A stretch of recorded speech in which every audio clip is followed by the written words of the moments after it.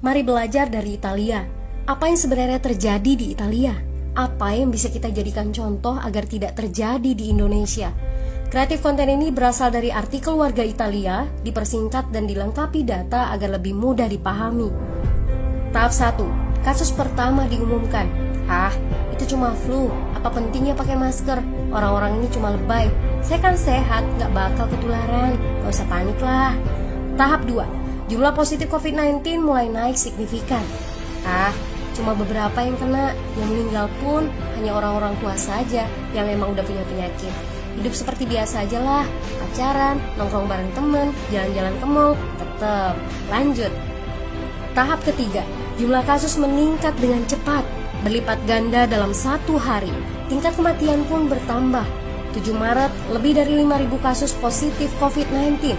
Zona merah diberlakukan di Italia. Wilayah yang dikarantina hampir 25% dari luas Italia.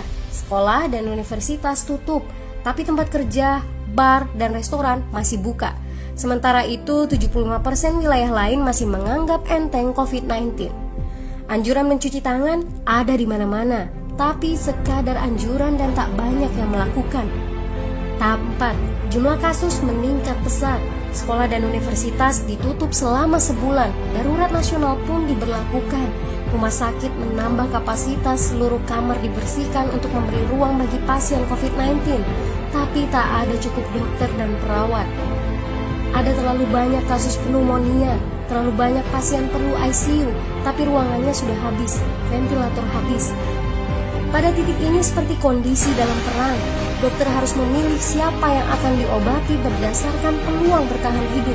Itu berarti pasien lanjut usia dan punya penyakit bawaan seperti hipertensi, diabetes, stroke tidak masuk prioritas karena tidak ada lagi ruang.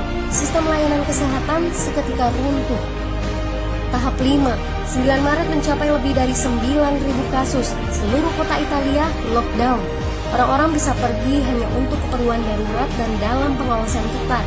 Semua bisnis masih dibuka karena jika tidak, ekonomi akan runtuh. Itu kebijakan pemerintah. Mulai ada ketakutan, orang-orang mulai memakai masker dan sarung tangan. Tapi tetap saja, ada anak-anak yang merasa jagoan, masih ingin uji nyali. Pergi ke restoran rame-rame, hangout bareng, minum-minum dan lain sebagainya. Tahap 6. 2 hari kemudian pemerintah Italia berubah pikiran. Semua bisnis harus tutup. Bar, restoran, pusat perbelanjaan, semua jenis toko, kecuali supermarket dan apotek.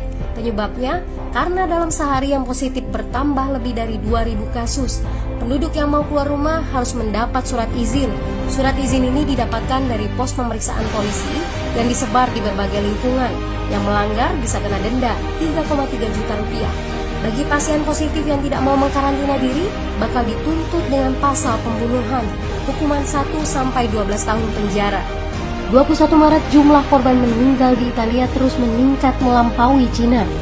Sebagai gambaran, luas Italia itu kurang lebih 2 kali Pulau Jawa. Penduduknya lebih dari 60 juta jiwa. Lalu apa yang harus kita pelajari dari Italia? Yuk, mulai dari diri sendiri, mulai dari di rumah aja. Jaga kebersihan lalu isolasi diri dan keluarga. Tidak keluar rumah kecuali sangat penting. Ini saatnya memulai solidaritas. Yang mampu harus mulai membantu yang tidak mampu. Ini adalah bentuk usaha dan doa kita semua. Semoga badai corona ini segera berlalu. Mari memulai kekompakan dengan membagikan informasi ini. Di rumah aja, mari belajar dari Italia.